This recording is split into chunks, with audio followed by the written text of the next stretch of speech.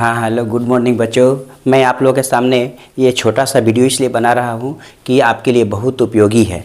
आप लोग को जो दिमाग में भ्रम पैदा किया हुआ है कि हम लोग कॉपी में कुछ भी लिख देंगे वो हमारा उचित होगा, सही होगा, ये भ्रम अपने दिमाग से निकाल दीजिए। आइए हम आप लोगों को परीक्षा से संबंधित बहुत सारी टॉपिक्स आपको बताने जा रहा हूँ जो आपके लिए उचित होगा। मैं आप लोगों से मैं निवेदन करता हूं, मैं प्रार्थना करता हूं कि आप इस तरह की गलतियां न करें। मैं आपको सारा चीज़ दिखाने वाला हूं कि बच्चे जो परीक्षा देते हैं वो किस तरह से देते हैं, क्या क्या गलतियां करते हैं, यहां तक कि मैं आपको कॉपी भी दिखाऊंगा। तो देखिए बच्चों, सबसे बड़ी चीज़ ये है कि आपके अंदर ये भावना है कि चलिए कोई क्वेश्चन है, उसके टॉपिक को हम उठा करके और उसके बारे में कुछ भी लिख देंगे, जो मन में आएगा वो लिख देंगे, हमारा सही हो जाएगा और उस पर मार्क्स मिल जाएगा। ऐसा कुछ होता नहीं है। आज मैं बच्चों को अच्छी तरह ये बताना चाहता हूँ कि इस तरह की गलतियाँ वो न करें। मैं आप लोगों से निवेदन करता हूँ कि इस तरह की गलतियाँ आप कभी न करें।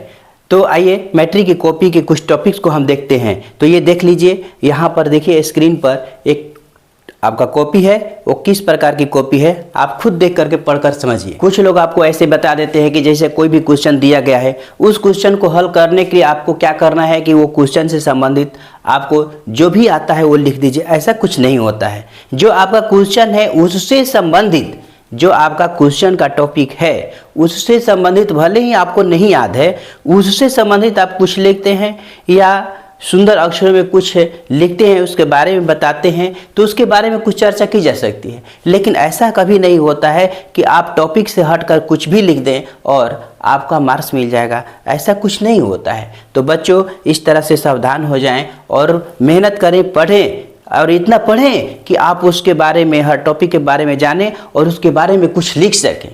बिना लिखे हुए आपको मार्क्स नहीं मिल जाएगा। कुछ लोग कह देते हैं कि चलिए कोई भी चीज़ है, अगर नहीं आता है तो जो मन है वो लिख दीजिए, आपका मार्क्स मिल जाएगा। ऐसा कुछ भी नहीं होता है, क्योंकि एग्जामिनर आपकी कॉपी को बिना देखे हुए नंबर नहीं देता है। उसके पास भी समस्या होती है, उसकी भी कॉपी चेक करने वाले होते हैं, इसलिए वह फ्री नहीं है कि आपको जो मन में आए वो दे दे। कुछ बच्चे इस तरह की गलतियां करते हैं कि कॉपी में अपने जो चीट किए रहते हैं वो भी छोड़ देते हैं। हम लोगों ने आंखों से देखा। इस तरह से आप लोग गलती न करें। और एग्जाम में कभी भी आप चोरी करते हैं, उसका पेपर भी डाल देते हैं, बताइए उस स्थिति में आपकी कॉपी का रिजल्ट क्या होना चाहिए, आप ही बताइए। तो इस तरह की गलतियां आप कभी भूल कर ना करें। कॉपी लिखते हैं तो कॉपी लिखते समय कॉपी स्पष्ट होना चाहिए और जो क्वेश्चन आप देते हैं उस क्वेश्चन का आंसर भी आपका सटीक होना आवश्यक है। यदि इस तरह का सटीक आंसर नहीं है आपके पास तो आपका मार्क्स मिलना संभव नहीं है। ये नहीं कि कहने के आधार पर आप कुछ भी लिखते चले जाएं, कुछ भी लिख दें और आपका नंबर मिल जाए, ऐसा कुछ होता नहीं है। तो बच्चों आप ध्यान दीजिए कि आप जो भी कुछ लिख रहे हैं वह उचित और सही स्थान पर होना जरूरी है।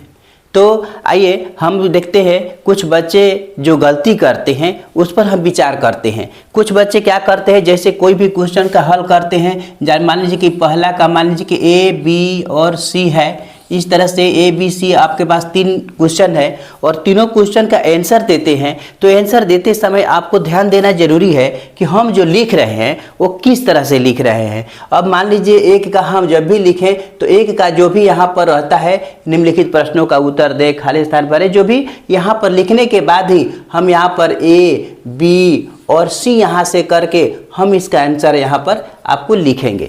ये नहीं कि जहाँ मन तहाँ आप लिख दें, किसी भी तरह लिख दें। क्या करते हैं बच्चे, यहाँ पर ए के नंबर दे करके एगो ए का लिख दिया और फिर इसके बाद जब दूसरा का आंसर देना है, 2 का आंसर देना है, तो 2 को भी इस बी में घुसा दिया, यानी यहाँ पर 1 नंबर लिख दिया और यहाँ पर दूसरा क्वेश्चन को लेकर के इसके बी में लिख दिया, ए के स्थान पर इसको डाल दिया।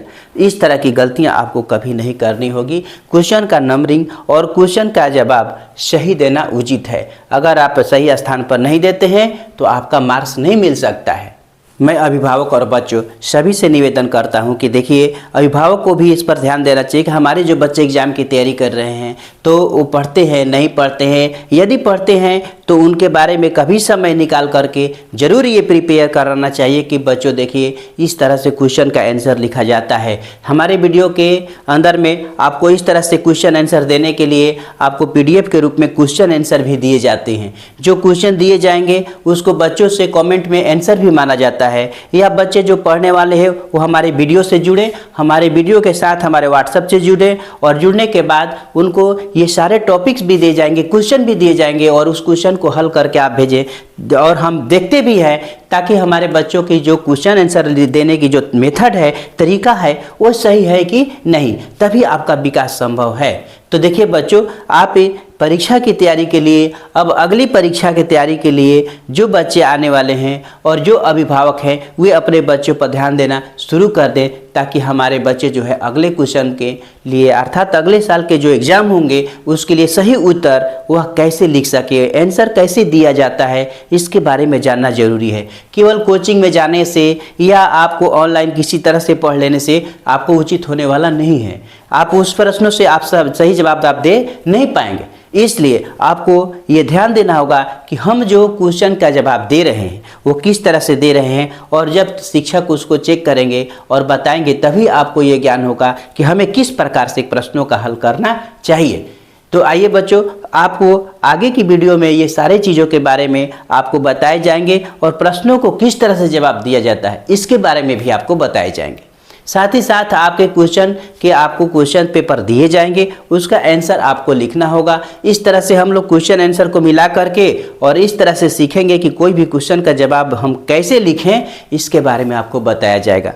तो चलिए बच्चों, हमारे वीडियो के साथ जुड़े रहें। इतना समय देने के लिए आपको बहुत बहुत धन्यवाद। तो मेरे वीडियो में अगर पहले बार आए हैं तो मेरे चैनल को सब्सक्राइब जरूर करें, लाइक करें और अपने दोस्तों के बीच कमेंट करें। एग्जाम की संबंधित तैयारियों के लिए मेरे साथ जुड़ने की कोशिश करें और अधिक से अधिक बच्चों को उसमें समाहित करें ताकि मैं शीघ्र ही ऑनलाइन क्लास करने के लिए भी तैयारी कर रहा हूं और ऑनलाइन क्लास में भी आप सब लोगों को मैं जोड़ूंगा। तो चलिए, इसी के साथ में अपनी बातों को मैं स्टॉप करता हूं, रुकता हूं। जय हिंद बच्चों।